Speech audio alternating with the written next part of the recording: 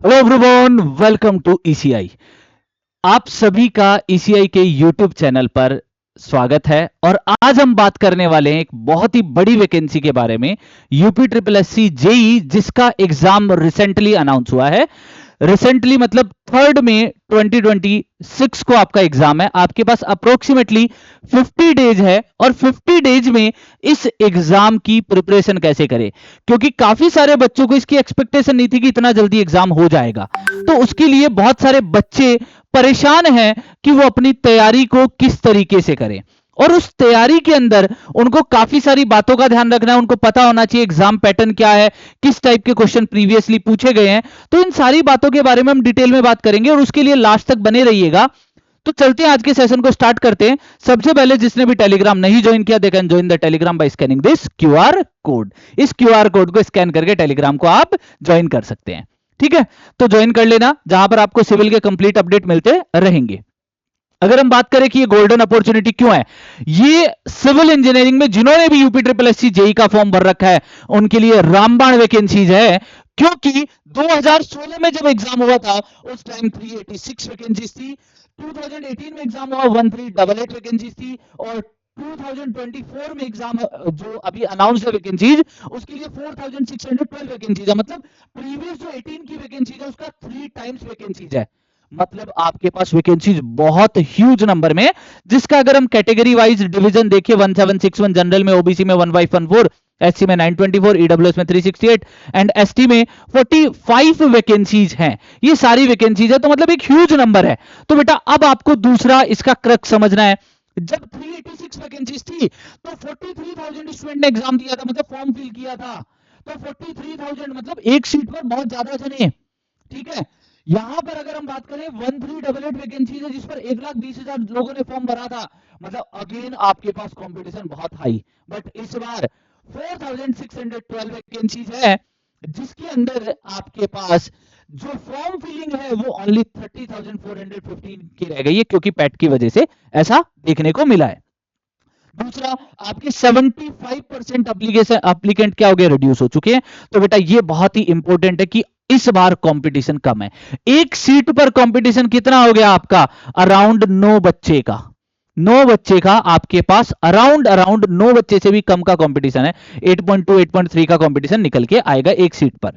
ठीक है, अब बात करते हैं कि इसके अंदर इसका एग्जाम पैटर्न क्या है, इसका जो एंगेजमेंट पैटर्न क्या है। मतलब एग्जाम का मैकेनिक्स समझते हैं भाई, सिविल वाले मैकेनिक्स की तो बात करेंगे ही। तो स्ट्रक्चर अगर बात करें, 100 क्वेश्चन, 100 मार्क्स, 2 आवर्स का टोटल टाइम, मतलब 120 मिनट में 100 क्वेश्चन करने हैं। और 65 सिविल इंजीनियरिंग के 20 क्वेश्चन यूपी जीके के और 15 क्वेश्चन कंप्यूटर के रहने वाले हैं, जिसमें नेगेटिव मार्किंग भी इंक्लूडेड है। 0.25 मार्क्स, अगर आपने एक क्वेश्चन गलत किया तो 0.25 मार्क्स की नेगेटिव मार्किंग है। बेटा यहां पर आपको टाइम मैनेजमेंट सबसे क्रिटिकल रहेगा। क्यों? क्योंकि आपका जो पहली बात है, जो आपको 100 क्वेश्चन करने 120 मिनट्स में, तो एक क्वेश्चन के लिए 1 मिनट से ज्यादा का टाइम मिलेगा। कुछ थ्योरेटिकल क्वेश्चन होंगे, कुछ न्यूमेरिकल होंगे, कुछ स्टेटमेंट बेस्ड होंगे, जहां पर आपको ज्यादा टाइम लगेगा, थ्योरेटिकल में कम टाइम लगेगा। तो टाइम मैनेज आपके लिए थोड़ा सा क्रिटिकल हो सकता है। अब समझते हैं प्रीवियस जो पैटर्न था, प्रीवियस जो एग्जाम पैटर्न था उसमें क्या था। अगर हम बात करें तो 52 क्वेश्चन आपके क्या थे, थ्योरेटिकल थे, वन लाइनर थे, सीधे एग्जाम में आने वाले थे। 30 क्वेश्चन न्यूमेरिकल थे सिविल के, 20 क्वेश्चन स्टेटमेंट बेस्ड थे। करेक्ट इनकरेक्ट वाले 15 क्वेश्चन थे। मतलब एनालिटिकल रीडिंग, मतलब आपको समझना था कि इसमें से कौन सा सही है कौन सा गलत है। फिर आईएएस कोड बेस्ड 12 क्वेश्चन थे, fill in the blanks 8 question थे, इमेज बेस्ड 7 क्वेश्चन थे, कॉलम मैचिंग में 6 क्वेश्चन थे। मतलब आपके पास अगर एग्जाम की एनाटॉमी समझोगे, मेजर 3 पार्ट आपका कवर करा है, one liner, numerical, statement based और आईएएस कोडल बेस्ड। 4 टाइप के क्वेश्चन हर जगह देखने को मिलते हैं। ये 4 टाइप के क्वेश्चन पे आपको सबसे ज्यादा फोकस करना है। तो अब बात आती है, क्योंकि देखो आपका जो न्यूमेरिकल और स्टेटमेंट बेस्ड क्वेश्चन है यही टाइम लेगा, क्योंकि आज तक आपने इसी चीज की तैयारी नहीं की है। आज तक आप पढ़ते आए हो, वन लाइनर लगा दिया, ठीक है। एसएससी का वन लाइनर उठाया लगा दिया, आरआरबी का वन लाइनर उठाया लगा दिया। स्टेटमेंट बेस्ड क्वेश्चन हम करते ही नहीं है, प्रॉब्लम तो यही है। न्यूमेरिकल हम करते ही नहीं, हमें बोल दिया जाता है तुम जेई की तैयारी कर रहे हो ना, न्यूमेरिकल नहीं आएगा, स्टेटमेंट बेस्ड क्वेश्चन नहीं आएगा, पढ़ाते टाइम ये बोल दिया जाता है बेटा। ठीक है, अब अगर हम बात करें कि इसके अंदर सब्जेक्ट की इंपॉर्टेंस, कौन से सब्जेक्ट को ज्यादा पढ़ना चाहिए कौन से को कम, तो बेटा आरसीसी और बीएमसी दोनों का ही मोस्ट इंपॉर्टेंट वेटेज है। दोनों का ही क्या है, मोस्ट इंपोर्टेंट वेटेज है। बीएमसी के बेटा मैंने आपके जो टेलीग्राम बताया वहां पर इतने प्यारे नोट्स दिए, इतने प्यारे, पढ़ के मजा आ जाएगा। जाके उन नोट्स को पढ़ना और पढ़ के कमेंट वहां पे करना कि सर मजा आया कि नहीं आया। मेरे नोट्स है, डोंट वरी, आप बढ़िया से उसको पढ़ो। मैंने ऐसे ही डाल दिए बच्चे आपके लिए, तैयारी करो अच्छे से, सिलेक्शन लो, बस इतनी ही कामना है मेरी तो। और आरसीसी है, आरसीसी भी आपको थोड़ा सा कोड बेस्ड चीजों पे ध्यान देना पड़ेगा।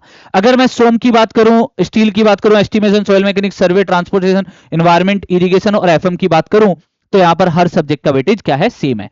तो आपको वेटेज तो आपको पता चल गया, ठीक है। मतलब आपको दो पार्ट में डिवाइड करना है, पहले आपको यहां पर ध्यान देना है दो सब्जेक्ट पर, देन आपको इनमें से जो पसंद आता है पहले उसको प्रायोरिटी देते जाओ, जो इजी लगते हैं उनको प्रायोरिटी देते जाओ, देन आप टफ सब्जेक्ट की तरफ जाना, छोड़ के कुछ भी मत जाना, ठीक है।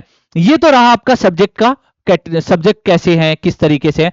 सिलेबस की अगर मैं बात करूं तो सिलेबस जो एसएससी का होता है सेम स्टैंडर्ड सिलेबस है, कुछ नहीं है। आरसीसी का भी सिलेबस सेम है। बिल्डिंग मटेरियल में आपका कंस्ट्रक्शन पार्ट भी इंक्लूडेड है, कंक्रीट टेक्नोलॉजी भी इंक्लूडेड है। अगर मैं बात करूं स्ट्रेंथ ऑफ मटेरियल में, स्ट्रेंथ ऑफ मटेरियल का भी सेम सिलेबस है, कुछ टॉपिक्स नहीं दिए गए, सारे टॉपिक्स मेंशन्ड नहीं है।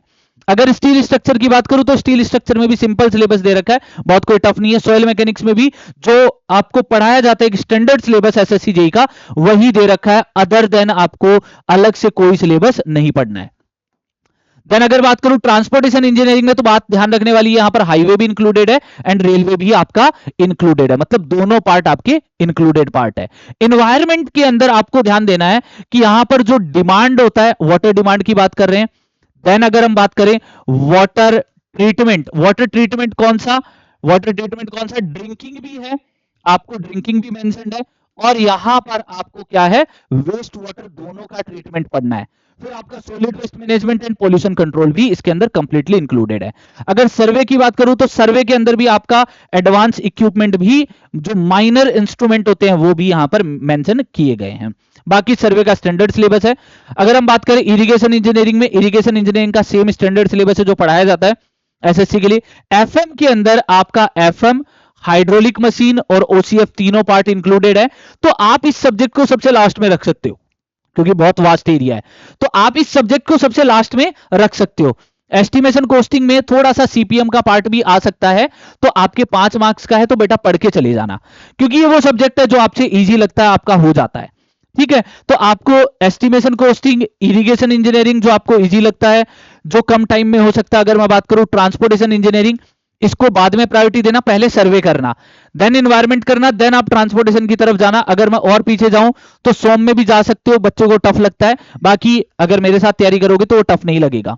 सॉइल मैकेनिक्स वास्ट एरिया, सबसे लास्ट में सोचना, 5 क्वेश्चन ही आएंगे। स्टील स्ट्रक्चर छोटा सब्जेक्ट है बट कॉन्सेप्चुअल सब्जेक्ट है, इसको थोड़ा प्रायोरिटी पे रख लेना जिन बच्चों का स्ट्रक्चर अच्छा है। तो मैंने आपको प्रायोरिटी सब्जेक्ट भी बता दिया, किसको लास्ट में रखना है ये भी आपको यहां पर बता दिया। अब बात करें कि इसके अंदर क्या है, मतलब इंपॉर्टेंट बात क्या है भाई। 4612 वैकेंसीज है, यही सबसे इंपॉर्टेंट है। कंपटीशन लो है, यही बात को ध्यान रखना है। आरसीसी और बीएमसी को सबसे पहले करना है, देन बाकी सब्जेक्ट करने हैं। अब आप यहां पर आपको ध्यान रखना है कि आपसे न्यूमेरिकल भी पूछे जाएंगे, आपसे स्टेटमेंट बेस्ड भी क्वेश्चन पूछे जाएंगे, आपसे सारे टाइप के क्वेश्चन पूछेगा, तो आपको इन दोनों पे भी फोकस रखना है। ये कुछ अगर थोड़ा बहुत भी वेटेज ऊपर नीचे कर दिया ना बेटा, लंका लग जाएगी जिसको बोलते हैं। अगर यहां पर मार्जिन्स है, नेगेटिव्स को ध्यान रखना है, नेगेटिव्स कम करने हैं, नेगेटिव्स आपको क्या करने हैं, कम करने हैं। अब इसकी तैयारी कहां से कर सकते हो, पहली चीज, अगर आपका सब्जेक्ट कंप्लीट है, वैसे तो अब तक देखो बेटा आपका सब्जेक्ट कंप्लीट हो जाना चाहिए, कंप्लीट है और आपको तैयारी करनी है, तो आप पहली चीज है आप पीवाईक्यूज लगाओ। पीवाईक्यूज किसके, एसएससी के, आरआरबी के और स्टेट एई के और स्टेट जेई के। अगर आप ये पीवाईक्यू लगाते हो तो आपका बहुत अच्छा पेपर चला जाएगा, प्रैक्टिस। अब सर अगर हम लोग क्वेश्चन नहीं डिसाइड कर पाते, इतने क्वेश्चन एक साथ कैसे लगाएंगे, तो बेटा अगर आप खुद लगा सकते हो तो लगा लो, नहीं तो आ जाओ आरंभ बैच में। हमारे पास एक इसके लिए आरंभ बैच है, आरंभ बैच है जो कल से स्टार्ट हो रहा है, जिसके अंदर 2 सब्जेक्ट कल स्टार्ट हो रहे हैं, एक तो स्ट्रेंथ ऑफ मटेरियल, दूसरा आपका आरसीसी, मतलब एक हाईली वेटेज, एक कॉन्सेप्ट, एक दूसरा थोड़ा सा 5 मार्क्स का कांस्टेंट है। तो यहां पर जो आरंभ बैच है उसकी प्राइसिंग बहुत नॉमिनल है यार, लिंक कमेंट में मिल जाएगा ऐप का, जाके डाउनलोड कर लेना, जिसको लेना हो ले लेना, ठीक है। बाकी आप यहां से कर सकते हो, आरंभ बैच से भी कर सकते हो। तो कल सुबह 10 बजे क्लास है और दोपहर में 3 बजे क्लास है, शाम को एस्टिमेशन चल रहा है। 3 सब्जेक्ट में साइमल्टेनियसली लेके चल रहा हूं बेटा। तो आपको ऊपर से प्रैक्टिस के लिए क्वेश्चन है, मैं वो आपको टेलीग्राम पे भी प्रोवाइड कर दूंगा, जो मैंने टेलीग्राम आईडी दी है। डेली 5-10 क्वेश्चन, फिर मैं आपको प्रैक्टिस शीट भी प्रोवाइड करूंगा, जाके बीएमसी के नोट्स भी देख लेना। मतलब आपकी जितनी हेल्प हो सकती है अगले आने वाले 2 महीनों में, वो सारी हेल्प मैं आपकी करने वाला हूं। पूरी ईसीआई टीम आपके साथ है। बस एक ही जिम्मा लो कि हमें तैयारी करनी है, हमें सिलेक्शन लेना है, तो बेटा उसी पे काम करो, उसी पे काम करो। और आप ले सकते हो, पहले अपने आप पे भरोसा करके आना, बाकी आपके सिलेक्शन का काम हमारा है, आपके इंप्रूवमेंट का काम हमारा है, वो हम कर देंगे। तो उसके लिए परेशान होने की बिल्कुल आपको जरूरत नहीं है। बस अपने आप पे भरोसा करके आना। जब आओ ना, तो ये नहीं सर मैं इस चीज से परेशान हूं, सर मेरे ये दर्द है, मेरी वो तकलीफ है, इन सारी चीजों को लेके मत आना। भरोसा करके आना, प्रॉब्लम बताओगे, 1 to 1 आपको प्रॉब्लम का सॉल्यूशन भी प्रोवाइड करूंगा, 1 to 1 गाइडेंस भी दिया जाएगा। ठीक है, तो ऐसे ही और इंपॉर्टेंट सेशन के लिए बने रहिए ईसीआई के साथ में। ठीक है, थोड़ी आदत तो जाने में टाइम लगेगा, आपको भी पता है।